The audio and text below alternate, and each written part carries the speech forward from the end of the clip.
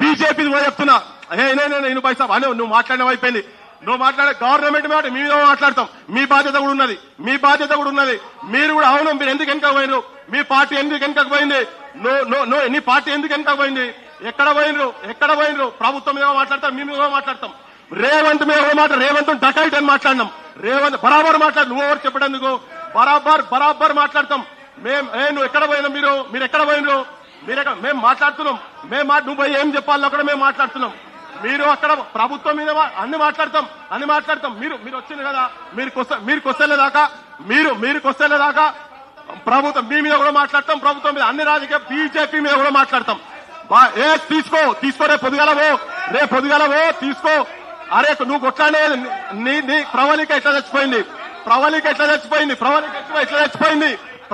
చచ్చిపోయింది. నువ్వు తీసుకుపోయి 7 గంటల లోపల దహనం చేసిండు మీ ప్రభుత్వంలో. అందరు డైవర్ట్ కాదు, అందుకే పోయింది మీ ప్రభుత్వం. నువ్వు ఇట్లా మాట్లాడితే నువ్వు